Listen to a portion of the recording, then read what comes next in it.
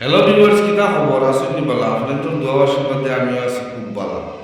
তো ভিউয়ার্স, আপনার তো জানেন যে কয়েকদিন আগে আমি আজমের শরীফ গেছিলাম।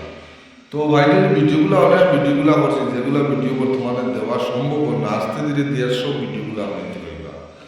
তো বর্তমানে একটা জিনিস সোশ্যাল মিডিয়ার মাধ্যমে দেখতে পাইতে আপনাকে, যে আমরা আইনকে শ্রদ্ধা করি, আইন মতো কাম জিনিসগুলা পালা।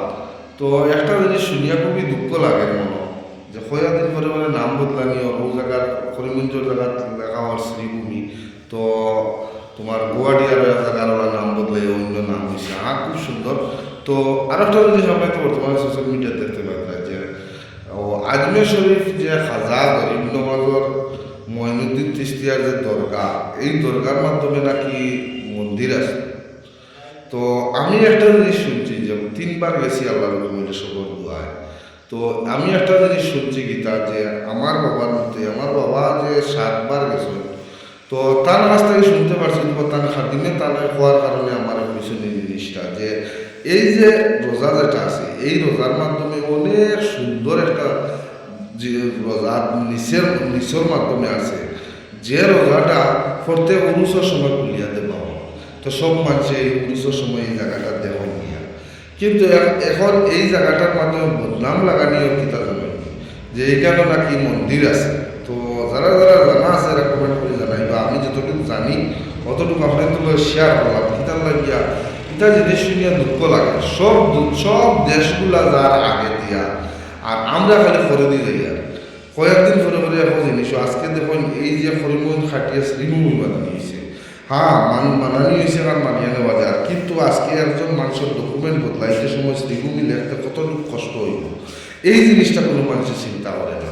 আজকের দিনে দেখুন, বড় বড় যেটা জিনিসগুলো আছে, এই জিনিসগুলো খালি হওয়া হতা আসলো। কিন্তু আমি কইতে চাইবো, হ্যাঁ, আইনের আওতায় গেছে সবচেয়ে বড় জিনিস। আইনেও যে শ্রদ্ধা করি আমরা, যে আইনে এই জিনিসটা দেখিয়ে দিব কিতা আছে না আছে। কিন্তু আপনাদের সবাই ভিডিওটা শেয়ার করিয়ে দিবা, যাতে এই জিনিসটা যারা জানা আছে এরা কমেন্ট করে জানাইবা, আর যারা জানা নাই এরাও কমেন্ট করবা। যতটুকু পারা যায় আপনাদের কমেন্টের মাধ্যমে রিপ্লাই দিব। তো ভিউয়ার্স, ভালো থাকবা, সুস্থ থাকবা, আর হাজা গরিবুল মাঝর দুয়ায় আমরা যে উসিলা হিসাবে আমরা জায়গা থেকে খুঁজিয়া যে জিনিস উসিলা ধরে খুঁজিলাম, ওই জিনিসটাও সবচেয়ে বড় জিনিস। তো অনেকে কই ওখানে গেলে ফাইলি বাইরে।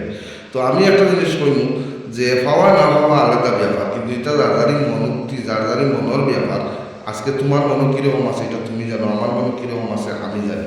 কিন্তু বর্তমানে এই জিনিসটা শুনিয়ে অনেক দুঃখ লাগে, যে হাজার হাজার 900 বছর আগর যে রোজাটা, এই রোজার মাধ্যমে খাওয়ার, এই যে রোজার মাধ্যমে বলে মন্দির আসলো।